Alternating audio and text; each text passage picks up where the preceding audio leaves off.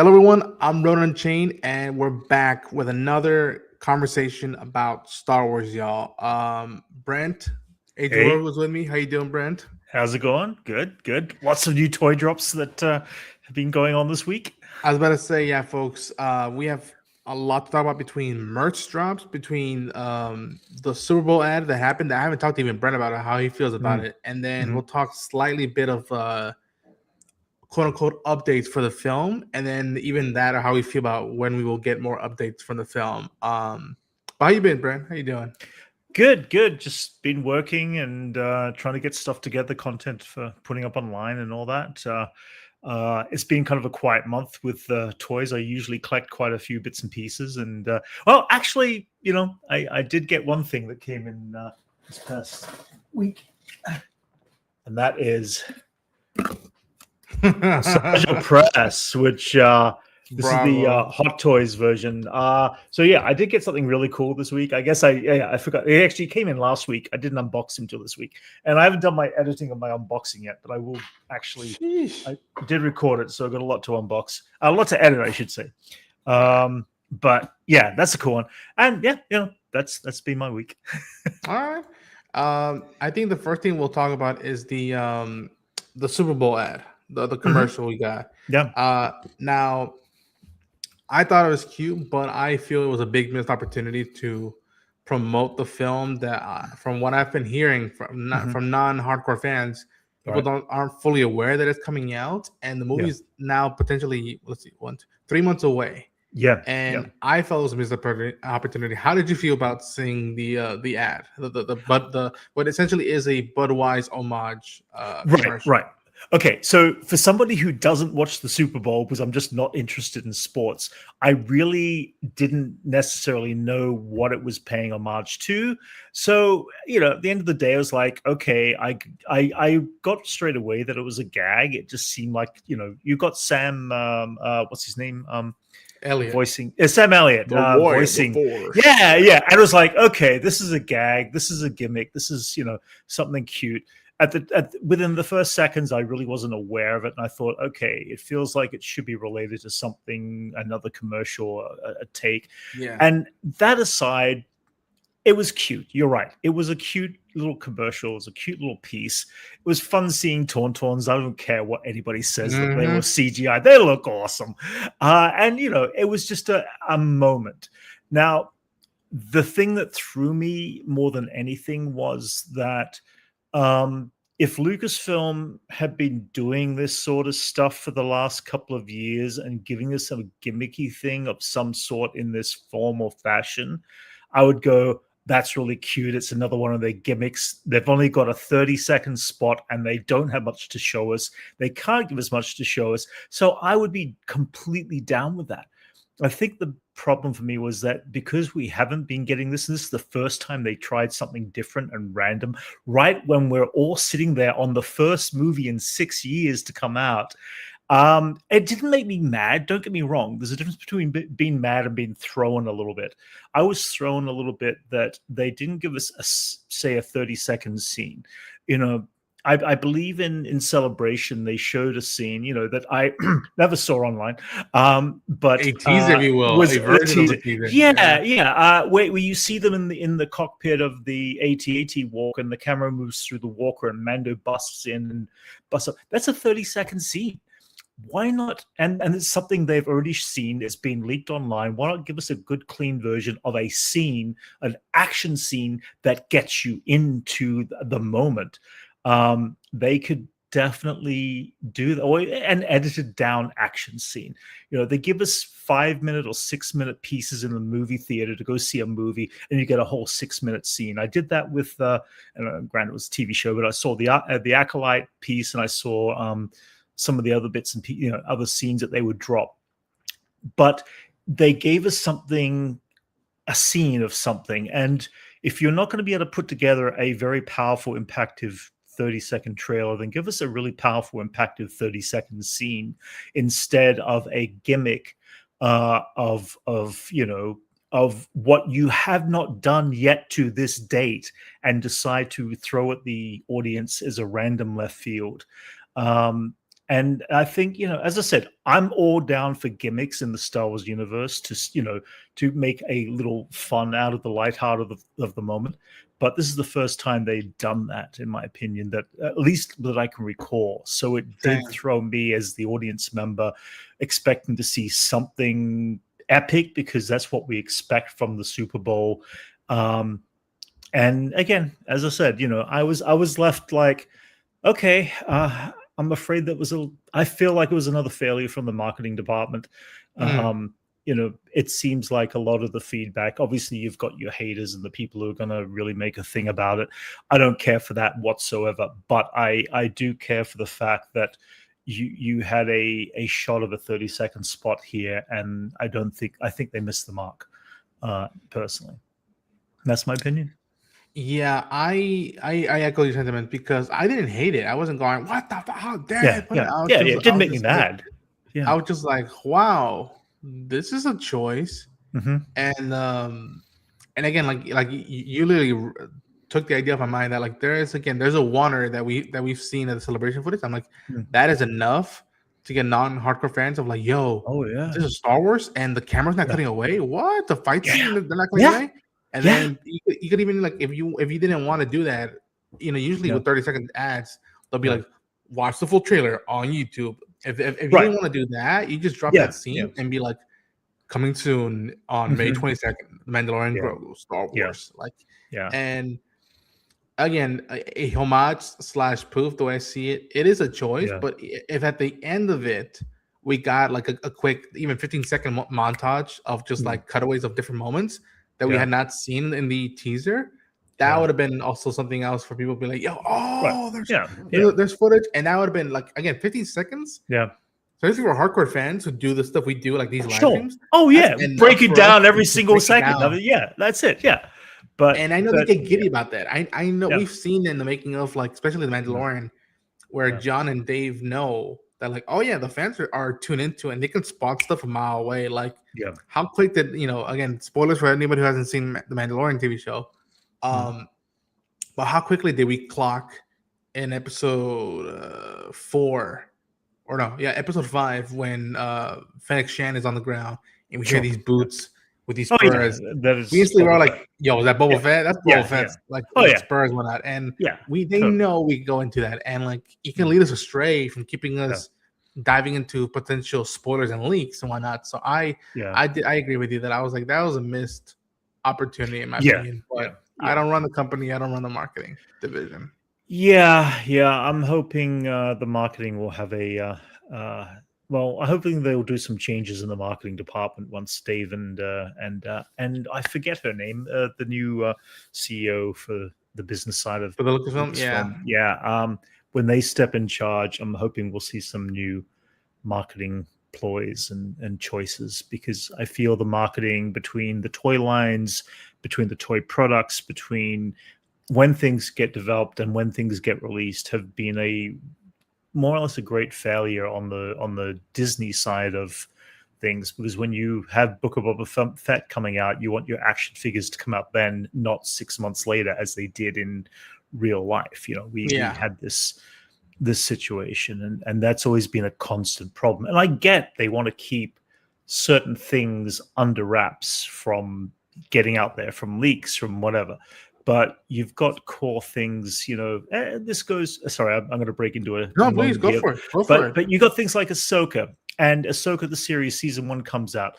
You don't know too much about it, but you know that you've got the Ahsoka character connected with both Clone Wars and Rebels. So why didn't Lucasfilm do a deal with Hasbro a year beforehand, promoting the Rebels and Clone Wars toy lines as for characters that might be connected to the Ahsoka series, and do some flashbacks, like when George Lucas owned those, owned that. The collector cards came with little sliders which said, who Anakin was then and now, kind of thing, and little things like that. They could get away with that and create, a toy product that would be released when the movie or the TV show came out, and it was going to be there, and you double your chance of getting more money. What can you say? And they miss out the opportunity, unfortunately. Kids moved on 6 months later. They don't want to buy the toy line if it's not, flashing in front of them with the TV show at the same time. It's the awareness simple fact dissipates. Yeah. Mm-hmm. Yeah. We have a couple of comments already. Keely Master Jeffrey says, Ronan, my favorite Star Wars Super is live. What? Thank you, Jeffrey. That's very kind of you. Columbia Rican says, I hear Rebels, Clone Wars, and Ahsoka. I'm already locked in. Exactly. Exactly. And I doubt they'll show up in this movie. If they do, that'll be a bold swing. I'll be here for it. I know Brent will be here for it. Oh, yeah. But in keeping with being here for it, I owe some of those old collector cards. Nice. Mm-hmm. Retro. See, they get it. Brent, and I hate you know this because I normally I like merch, but I don't usually talk about it that much. Mm-hmm. And I'll tell you this, in comparison to that Super Bowl commercial, this has been the biggest push marketing since the teaser for this film. And we got some merch, Brent. Yeah. We got some looks at Black Series figures. This is from the New York Toy Fair, correct? Yes. Mm-hmm.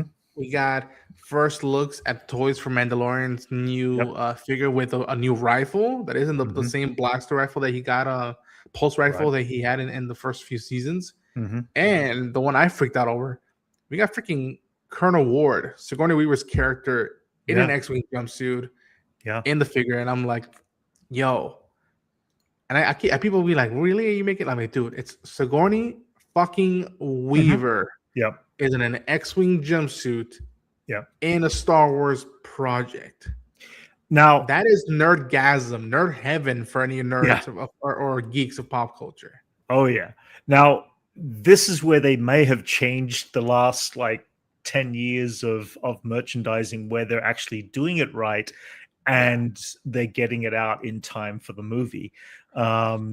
And that would be a good thing. I mean, that would be the right thing to do. We've seen Sigourney Weaver, 8 months ago in the trailers and whatever, the first scenes. They've had time to do this. So, it's kind of, it's cool to see. Yeah, it says, wait, you sure she's flying an X-Wing or an exosuit and fight off with Zimmer to protect the girl? I can't confirm that. I don't think I think that'd be too of a bold move to do. But we didn't see footage of her in the jumpsuit, but we did see photos. Those came out. Right. I mean, they weren't. I don't think they were official releases, but in the little PowerPoint thing they usually have at these panels, we'd see her. I think there's two photos of her in the jumpsuit. She's one hugging Jon. And she's sitting down looking at the droids from the what I'm assuming is a Delphi base. Right. So the notion that we're gonna get her flying an X-Wing, that just seems odd. Not odd, but fucking awesome. No, that would be cool. I mean, you know what? Bring out the 3 3/4 inch line, the vintage line of her and an X-Wing fighter, and I'll be happy too. That would be cool. That'd be sick. And we also got looks at the Funko Pop releases and the oh my gosh, Micro Galaxy Squadron line, my line. Exactly. This is, and especially the Micro Galaxy one. That was the thing that you're like, yo, look at this shit. And I was like, God, there's some cool shit coming out, dude. I was like, look at the detail of all the ships and whatnot, and it's awesome. Let's talk about the Funko Pops first. Now, first out, I'm not a huge Funko Pop fan. It doesn't appeal to me. I think it's great the way the business has developed over the years, and it's been fun to watch. But I personally am not a fan. The only Funko Pops I actually ever picked up are the Star Wars Rebels from the Rebels group, and that was before anything came out that was Star Wars Rebels, as far as I know. So I missed out on anything that might have come out and was like, you know what, I actually really want to have these characters. So I got them and picked them up. So what's the deal with this battle droid character there that we see? I don't know anything about this character or the helmet, or is it a physical being with a helmet, or what is he? I have no idea, dude, because I was like that. I'm like, I don't remember that at all from any of the footage I've seen. I'm like, that is new. That is new. And I was like, what the hell? And he's got a cloak and stuff, and Is it a battle droid or is it a battle droid representation? I don't know. It looks cool. Yeah. And even look at Zeb. Like Zeb looks like he's got a jacket. I'm assuming so there's for those, for the super nerds who are like diving deep into this stuff the way we do, there's a shot in the teaser where we see Zeb jumping on the wall and slapping stormtroopers. I'm assuming it's that visual from that sequence. Right. But yeah, man. I thought he was. Oh, he wasn't in the jumpsuit at the time, was he? The blue jumpsuit. No, he in the celebration one, and I think in the D23 one from last year, he was in the jumpsuit, the Delphi blue jumpsuit. Oh, interesting. They changed. Yeah, okay, but I don't know. That scene where he's jumping in the corridor is not the jumpsuit. Right. Okay, yeah, right. Gotcha. Jeffrey says, I need them all right now. I need to get some Funko Pop Grogu because I have one that was gifted to me, and it's with a junkyard lady from Mos Eisley. Oh, Pelly. Yeah. Pelly. Holding Grogu. As an assassin droid head on Mando body. Okay. Looks like an old, like a bounty hunter almost. I could see that. I could see, like, in season 3, some of the Mandalorians who survived and were on Mandalore did have, like, I think one of them, their shoulder pad was like a super battle droid's head or whatnot. So like that wouldn't be out of the realm of possibility. But how are you feeling with this merch drop? Seeing these, I'll put up another one that I found that I was like, oh, that's also a nice confirmation. But how do you feel about this lineup? Because especially the Micro Galaxy Squadron, which is so up your alley. Oh yeah. Well, okay. Micro Galaxy Squadron, I've been collecting ever since day one when they came out. That stuff, that line of toys is what I wanted ever since I was a child. The fact that you could get everybody's X-Wing fighter in a set now, you can get all of Red Squadron, and all these other different vehicles, different makes, different eras. Some of them from the comic books, some of them are from the animated series, some of them from live action shows, some of them from the movies, and they can repaint and resculpt certain things of all these different ships. So they've been doing an incredible job with all that. In fact, put me back up on screen. This is the most recent one they actually released. If you throw me back up on the screen there, this is that Attack of the Clones? This is the Clone Wars. This is the TE Walker, the 104th that came out. This was like the Jazzwares Vault version. But you've got everything that you can do with these toys. You can open them up. This is one of the high-end painted ones. So completely worth it. I'm not trying to sell the toys here, guys, but I'm just a big fan of the product. And they've made over 200 and something toys to date. Just on vehicles alone, and that's part of the licensing that they can actually make. So for them to go into the Mando and Grogu film, it seemed completely like right off the bat the right thing to do. And what I've discovered also is there is 2 versions of the Razor Crest coming out. As of the 17th of this week, they are releasing one through Walmart online, and eventually sometime between now and the movie coming out, Target are going to have another version with Zeb as their figurine that's coming out as well. So there's going to be 2 versions of the new painted Razor Crest, and 2 different characters. The first one with Walmart, I believe, is Grogu and Mandalorian. So the fact that Zeb is also going to be included with the Razor Crest is kind of telling of, is Zeb going to be flying this new Razor Crest in the new Mandalorian film at some point or beyond it? And I'm like, interesting. And then a whole pile of other cool vehicles that are coming out from that set too. The new AT Walker design is very cool. That's out there, and few other things. Oh, and the LEAT Ellie Walker, fighter, gunship, the Imperial gunship. I've just discovered tonight is actually going to get a release on the Jazzwares Vault through the Micro Galaxy Squadron line, and that's going to be as of 18th of this week. It's going to be pre-orderable on Wednesday, and it looks. Oh wait, I think that correction. It was something. No, not that one's coming up this Wednesday. There's something else coming up Wednesday. They are going to be pre-ordering in the future, I should say. That's not this Wednesday, and it's going to be cool. It's from the Ahsoka line, that one.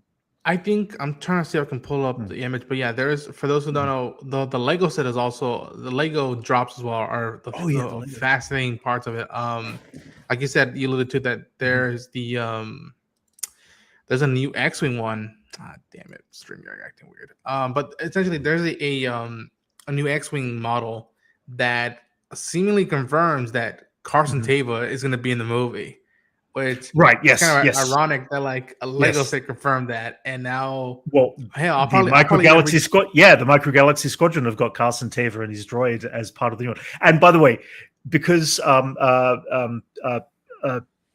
what's his name? Paul Sun Lee has been such a big interactive part of the Micro Galaxy Squadron. People just promoting their stuff, and he buys all the toys himself. That everybody's been saying, when is Carson Teva going to get his X-wing fighter?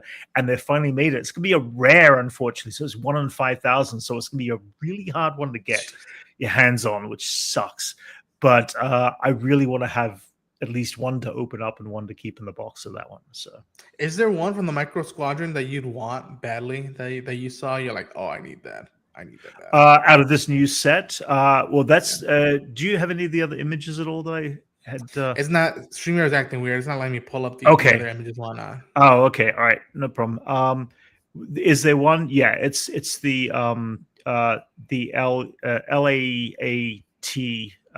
gunship from the End of Rebels. You know the episode at the End of Rebels? It's also the one that the night troopers fly in Ahsoka. Yes. You've seen it pop up. It popped up in The Mandalorian. I think even popped out in the Clone Wars. But it started in Rebels, right? Yeah. I think Rebels is the first time we might have seen it. It's a thing that Sabine and Ezra are flying when Jedi Knight.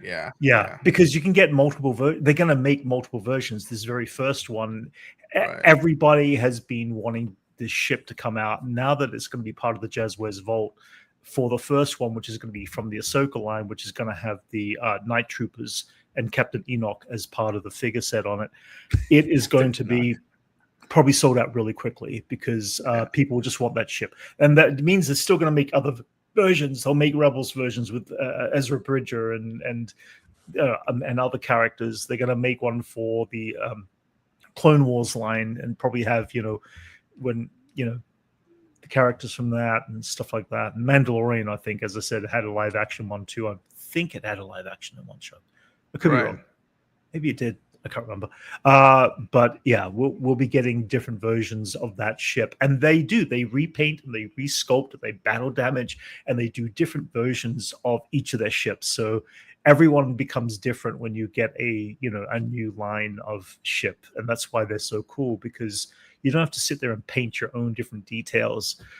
I've got 7 different brand new one. Yeah, I've got 7 different gunships from the Clone Wars, because they painted in the TV animated series 7 different gunships that you see in different versions, and they've and more. We still haven't got all the gunships yet. We've got clone gunships that are paint retro different paint jobs on them. They're fantastic.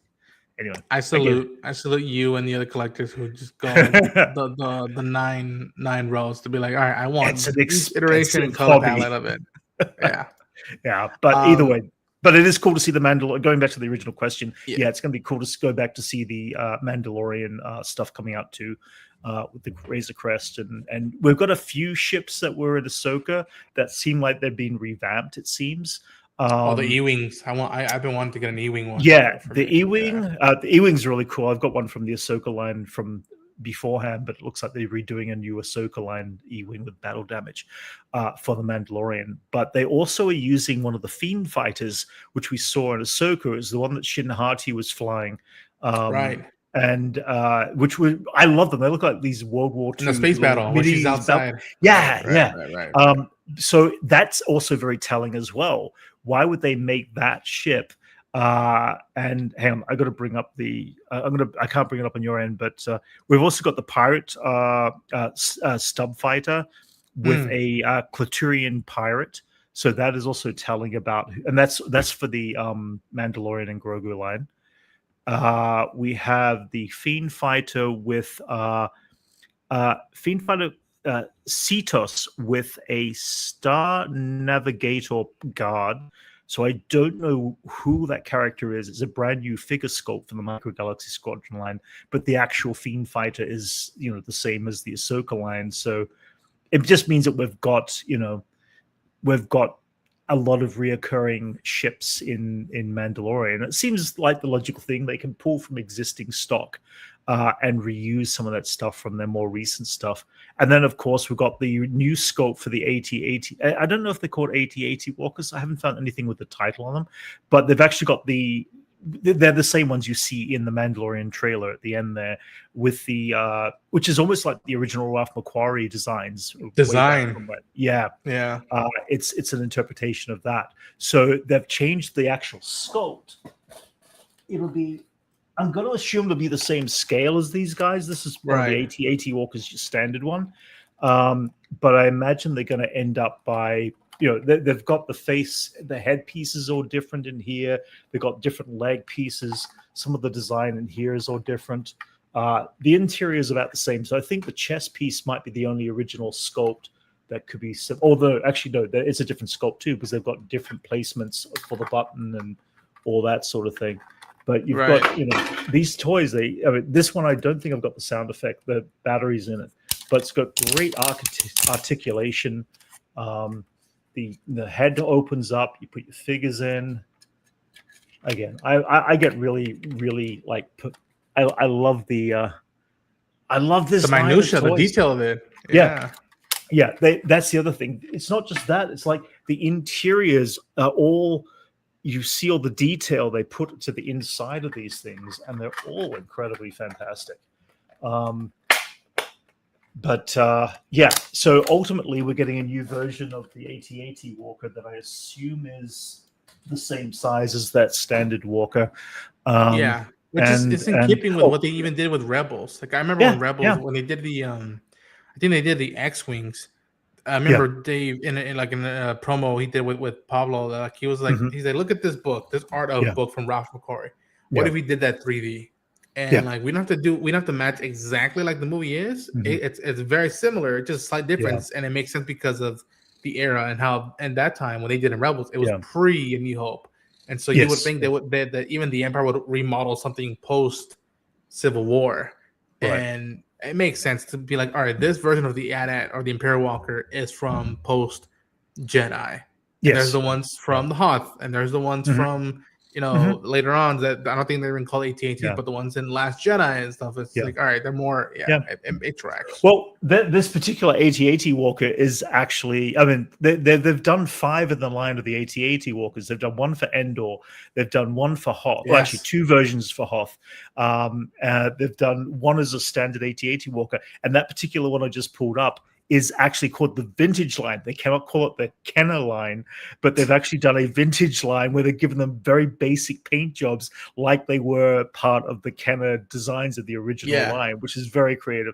And the other thing they added on top of this, they're also doing ones in blue, which are holograms. And in this case, they're doing one in red as a kind of semi-translucent for General Grievous's ship. And General Grievous as as they're calling them, hologram toys as well. So they're becoming creative with stuff that is both within and with not within the universe that they can reuse their molds from to reproduce the molds and create several different lines. So that's neat. I know Columbia Rican has been asking that. Do you think we might get a K-Vaz and Nix from Outlaws cameo in the Mandalorian movie? Because that would make sense in my head canon. I do what I want to see that. Yes, I think we would want to see that because we're hardcore fans. Yeah. But what I've been saying to people is that like I want the as Guillermo del Toro would say, I want the eye protein, not eye candy, eye protein as much as anybody. But I also know that like we can't have too much of it because if the regular Joe Schmo has never seen the show, a lot of these stuff would be like, wait, what? Who am I gonna follow? Who's this? Who's this? Who's this? So like. There's a lot of, you have to be very, and again, I envy, and yet I'm like, I pity them. It's like, you have to be very precise and careful with who you bring into this movie and why you bring them. Like, and be able to reintroduce them properly so the crowd that has never seen these characters gets an insight as Zeb. well. Zeb is the biggest example that like that made us cheer. We're going like, oh, we're doing it. He's not just a cameo in one episode, one scene. But also, I know they're going to have to reintroduce him.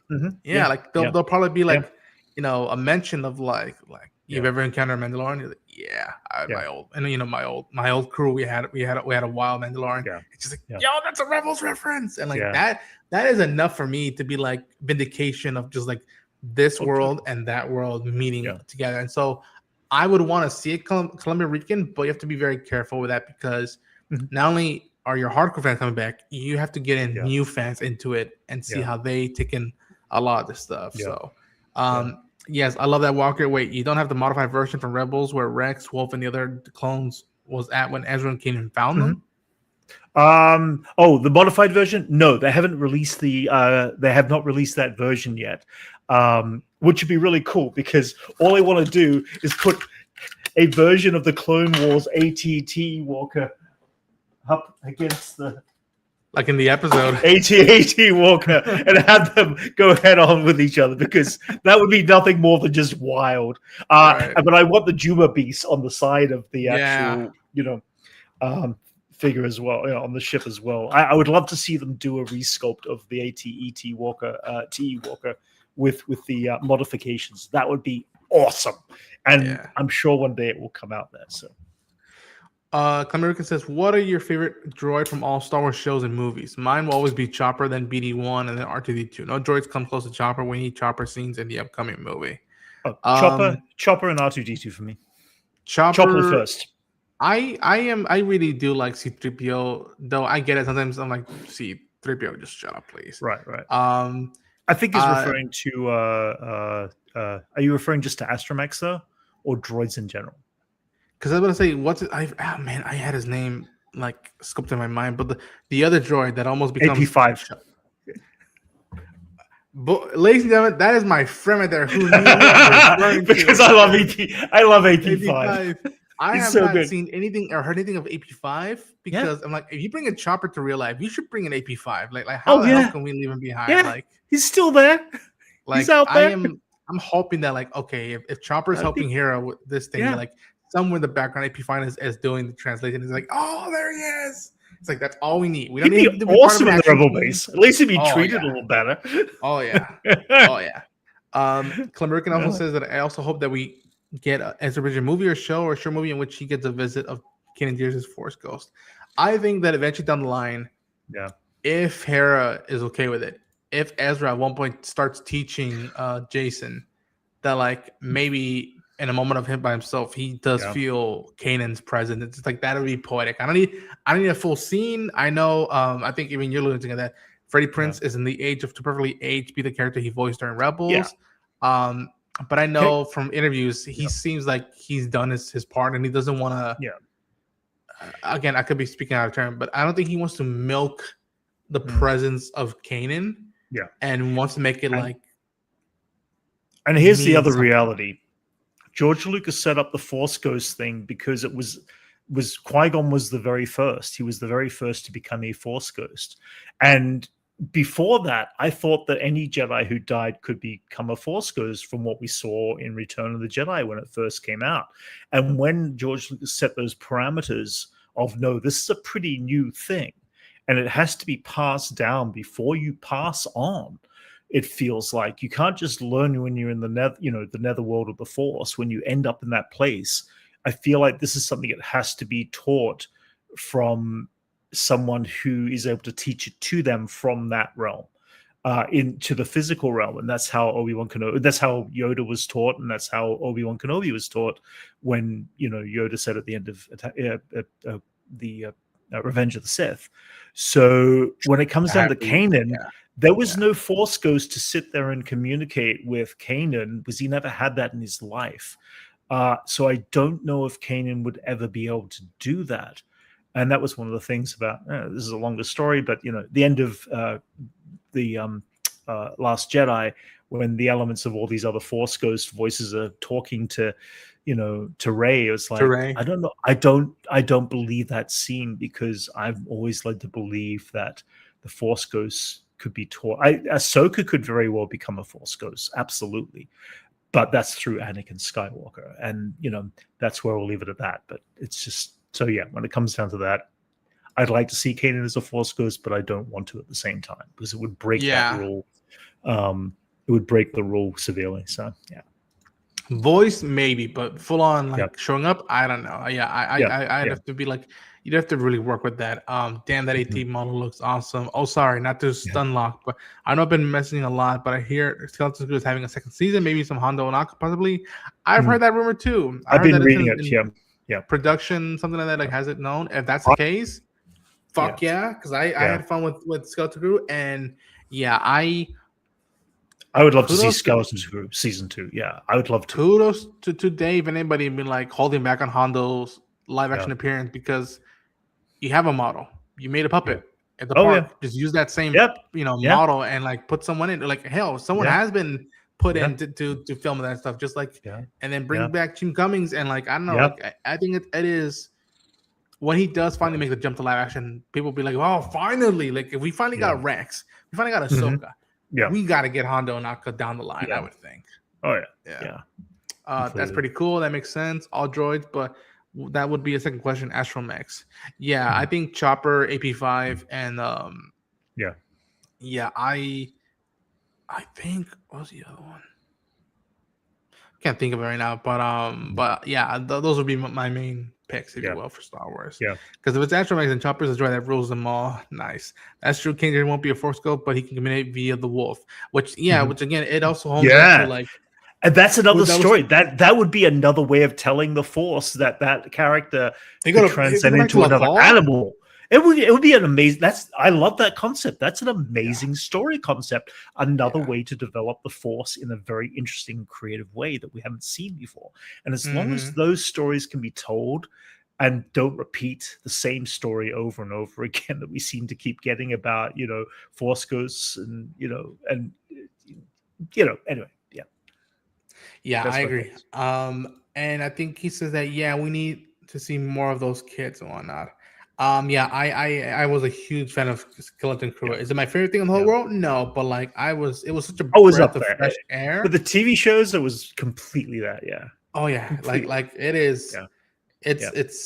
It blow passes some of the bigger names in the shows, in my opinion. But usually I think it would be either a toss up between Mandalorian and Andor for 1 and 2. I think Skeleton Crew was right after that because it was so much freshness, so much hope. You fell in love following these kids and their adventures and seeing them growing up in moments. And hopefully they get the opportunity to come back. If there is a story to tell, I don't want them just rushing these kids to do another show because I also want these kids to live a little. Before we start wrapping things up, we have a slight update from both the merch world and Jon Favreau himself, Brent. Okay. The first thing is from the merch world, which is that the Art of book, The Art of the Mandalorian, which I believe is coming out in November or August. I can't remember the name of it. The date, if you will. But that's set to be going, and I know that Phil Shostak, I believe. I forgive me. I know. I'm terrible at pronouncing his last name. He put a like next to my comment. Then I commented on his page the other day. Yes, for that. And book. He's the one who writes these books and like brings them to life. But we saw besides the cover of it, which is Mando and Grogu, we saw an image from it. Yes. That is from this book. Now, this is seemingly confirming that, like, wait a minute, does this mean that now Hutta is going to be part of this film and whatnot? In essence, it makes sense because we do have the Hutts. Or a Hutt. The twins are rumored. The twins are rumored to be in this. And of course, we know that we've seen Rota the Hutt.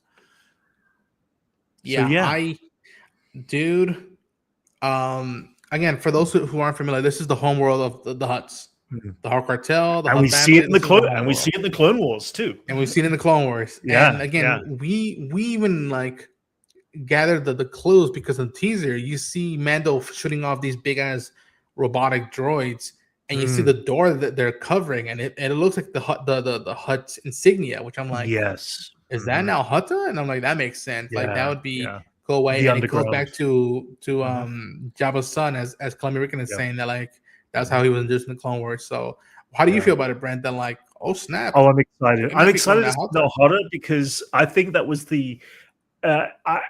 It was one of the. I love the Hutts. I've always loved the Hutts.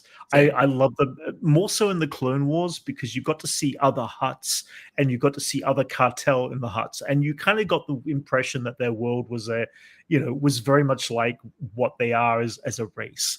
And the fact that they put them in the swamps, the fact that we actually see that, we got to see Mama Hutt, was it Zero the Hutt's mother, even bigger than the rest of them kind of look and vibe, and the fact that they thrive on their home world, that it's a swampland, that they travel in, water skiffs and stuff like that. I am so happy that we get to see this in live action. I'm so happy we get to experiences, at least by the look of what we do, at least from the artwork. So I'm hoping that they do go there, and I hope we do go there for a period of time, and get to see some of that, because I'm very hyped for that. I'm so down. What are some of the vehicles we get to see? I'm all about the vehicles. I love the vehicles. I want to see what the new vehicles are on this planet. I want to see what the new designs are. I love that architectural design kind of stuff. So and also I had it. Damn it, where is it? I had a the thing that John was saying that like being very coy, which I don't blame him, but like he's saying that like, listen, not too like very very soon you'll be seeing more clues, which I'm assuming he's alluding to an official trailer. But he did say that like we got a Razor Crest back that goes regular all day. Woo, yeah, I agree. My favorite ships in Star Wars outside of the Falcon and the X-Wing. But he was saying that like Razor Crest is back. That Mando got a new model, the same model that he had from the first 2 seasons, and that he said that Grogu's kind of leveled up in his abilities. You kind of see that when he like jumps in, swimming in, and like, that kid was never able to do that stuff in season 1. Like that makes sense. That this progression of like, okay, he did train with Luke, so he would have learned a few things of how to like manage the surroundings around him. Yeah. And we also keep forgetting that at the end of season 2, the armorer built that piece of plate of armor that we do see a glimpse of in the trailer, that it reflects off that he's wearing it. So it's like that's there for a reason. That's going to be a protective moment that is going to. We're all going to forget he's going to get shot. We're all going to think there's something that's going to kill him, and it's like he'll be saved by his little metal armor. Is my guess. I don't know. We'll see. We'll see how that plays out. People are gonna be making hope like, oh, they shot a baby in Star Wars. yes. And it's just like, well, what do you want us to do? You want us to do the same thing over again? Like, did you watch season 2 of The Mandalorian? Yeah, go back and watch the show. Yeah. Or was it season 3? I can't remember now. It was 3 when they gave him that. Oh, it was 3. My bad. That's it. It was the big. Oh no, that's it. Yeah, because it was the beginning. Oh my god, I got to rewatch season 3 again. It's been a while. Says, wait, would Grogu be considered a Boken Jedi, Gray Jedi, or just Force sensitive individual? Where I think he falls under. I think for Baylan Skull. No, is it Baylan Skull? No. Grogu. Is it Baylan Skull? Yeah. Shin Hati's teacher. Baylan Skull. I think for his perspective, maybe, because but here's the thing, it's tricky because Yoda and Obi-Wan taught Luke, and then Luke taught Grogu. So I think maybe by then he'd be like, no, he didn't get the full Jedi school, but he was taught from the guys. That they would be considered like, okay, he was taught the right way with the right Jedis teaching that. So I don't know about that. And again, even with some of the stuff we've seen, like you see Grogu handling the that wrist blast thing that he has. You see him swimming. So I'm assuming that like that makes sense that he got leveled up. Big Fun Wow says Space Swamp. Grogu was the Jedi Temple when the clones attacked, so that's where it mixes up. Before we start wrapping things up, I'll say this. The movie comes out on May 22nd. Yep. Literally in a week, it'll be 3 months before it drops. Mm-hmm. Yep. I would think 3 months before your movie drops to the You'd day, get a new trailer. You'll get a new trailer. Okay. And then you wait a month before your movie drops, and then you have to and I wouldn't do this, but like this is Hollywood. Then you drop the final trailer. I feel like if they're gonna do something big, they're gonna have to do third month in a trailer, like a full trailer. Second month prior to something big, something epic that is going to get you into the film to see it, maybe a scene in the big screen and seeing another movie, and then you'll get your final trailer. I feel like they have to do that. If they drop 3 big consecutive trailers, it's like it'll give away too much. And I know they're not giving away a lot because they want to keep it secret, but I don't think we're going to get anything more than just a simple adventure action. This is not going to be this is not a Thrawn story. This is not anything. This is a episodic single one-off episode of Mando and Grogu on an adventure. And I don't think that people, should hype themselves up for it to be anything more. So I don't know if we're going to necessarily get too much visual stuff, but I'm guessing we'll get some sort of story. If I was them, and again, I don't work in Hollywood, although I want to. Mm-hmm.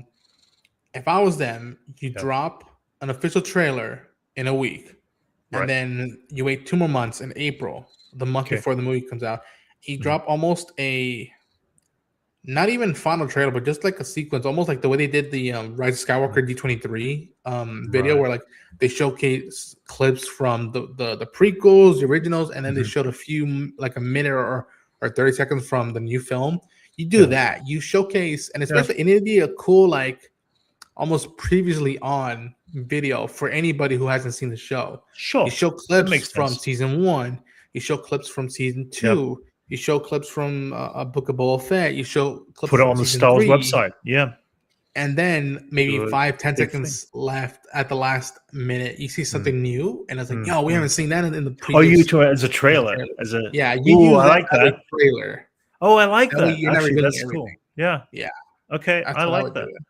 I like that. Yeah, that makes sense. But yeah, I think Jeffries is we need a trailer. That's coming. That's cool. I'm so excited. I'm still taking the weekend off from work, and I'm gonna watch that movie several times at the theater. I'm so damn excited. My goal is I want to be in LA that week because hopefully they have screenings for that movie. But I genuinely want to watch the movie at the Grauman Chinese Theater. Fair enough. I want to be there to see that movie, especially with this corner of Star Wars that I love so effing much. Yeah. I want to be able to watch that, and who knows? Maybe if I'm in LA in May, I'll probably hit up Brent and be like, Brent, you gotta do a stream or something outside the Grauman Chinese Theater, absolutely, or like in and out there, and be like, yo, let's talk about this in length. Before we close, do you have any final thoughts, Brent, on the merch, on the slight updates we got out of the film? Is there anything that you're like, ooh, I want to spend more with? On the merch, well, I mean, we haven't got anything from Hot Toys yet on Mando and Grogu movies, so that's the one thing I'm also a little afraid of, that I'm going to be possibly spending more money there. But no, I mean, I'm excited to see what comes along. Obviously, we're getting the first wave of everything, so we haven't got the full sneak peeks. So obviously, we haven't got any toys of Road to the Hut yet, because no one's been, brave enough to show the front of his body and his face yet. I say that in all honesty, in all good respect, because I'm glad they haven't. I'm glad that we're keeping something like that for a bit of a surprise. But you drop a toy out there and you're going to see what he looks like. You're going to be all like, oh well, now we know what he looks like before the. Anyway, but yeah, I'm just excited to see it all. I'm excited to see what comes out. There's definitely things I will pick and choose from that that I would purchase from. But I am most excited for the Micro Galaxy Squadron toy line, because that is the one thing I will be getting everything from. So, before we go, folks, I'll answer a few more comments, and then we got to go because Brent's got to do stuff, and then I got to promote something as well. Damn, Ronan Chainsaw, I so envy you. I would love to visit that theater. Hey, Clemmer, you could do that, man. Go make your way. Go to LA for 2 or 3 days, and one day just go to the Grauman Chinese Theater. Look at feel the vibe around it, and then if you're lucky, find a movie that you want worth watching, and go see it there. I think I saw. Yeah, would you see? Only been there once, sadly, and I think I saw Rise of Skywalker there. Okay, yeah. I got to say that there was nothing like seeing a Star Wars movie in the Grauman's Chinese Theater. My birthday is late December, so when the movies were coming out at the end of the year in December, I would see the movie when it would first come out, but then I would actually wait for my birthday, and I'd get a group of friends together, and we went in for like 3 years in a row. I think it was Force Awakens, Last Jedi, and Rogue One were the 3 that I saw there. And then after that, I think the movies broke away from being December releases, or at least I didn't get to see, later on down the track. Anyway, but there is nothing cooler than to see that, because what they do is they also put up displays on the inside of the lobby with all the actual costumes and some of the droids and some of the cool. It's an event. The models. It's an event. It's an event that's just worth going, and it's up there for like a month or 2, and it's so good. Starfighter, that's the one I want to be there, because I'm like, that is 50 years to the day that A New Hope dropped, and like and we got to be there for that one. Besides, Celebration, we gotta be there for that. Ronan, I know it's unrelated to Star Wars, but they just released the Lanterns logo, and apparently they are starting marketing push. Kinda, they did. I haven't seen that yet. I have to look into that. Maybe I might do a short for that. Who knows? Nice. But thank you for the heads up, Jeffrey. That's cool, Columbia Rican. I can't wait to see the movie. There's at that theater in LA. Man, I wish I could visit LA. Never been out there. That would be awesome. Yeah, man, go visit. It's if you're a aficionado of pop culture, LA is the spot to go to. I haven't gone to New York yet, but I know, especially for cinephiles, it's LA, the town to go to. Oh yeah. The further west I've been is where I'm living in right now, Albuquerque, and yes, I see the Breaking Bad artists all the time. Oh, nice. Cool. Yeah, folks, that's gonna wrap up our stream talking about the Mandalorian and Grogu merch drops and updates. Brent, as always, thanks so much for taking the time out of your day. Of course, please plug yourself, let people know where they can find you, and tell them what you just dropped, man. You can catch me at Age of Grogu, and I'm doing some rewatching of One Piece right now, season 1. I actually never had a channel when I started watching One Piece. Well, maybe I did. I just didn't actually record reactions. So I'm doing some re-reactions of One Piece since I loved it so much, in anticipation for season 2, which drops next month. I've got unboxings, as I said. One of the unboxings I've done, but I have not yet dropped the video for, and I'm going to have to do it soon, is Savage Press, which is one of the latest hot toys that came in the mail last week. That's about it. Yeah. Nice. Folks, right now, as we're wrapping this up right now, you can see my coverage on A Night of the Seven Kingdoms, episode 5. So as soon as the stream ends, jump to that coverage. You'll be able to watch that. And mañana, I think if everything plays right, you should be able to see us tomorrow as well with our friend Joypad Jake or anybody else who you talk to who has seen the 5th episode of A Night of the Seven Kingdoms. We'll be talking about that on our stream tomorrow, and there's lots to discuss about. I'll leave it at that. Okay, I can't wait. I'm excited to see. Yeah, but until then, I sent it in Darren's Discord. Bye. Awesome streams. Savage Press. Heck yeah. Thank you all so much.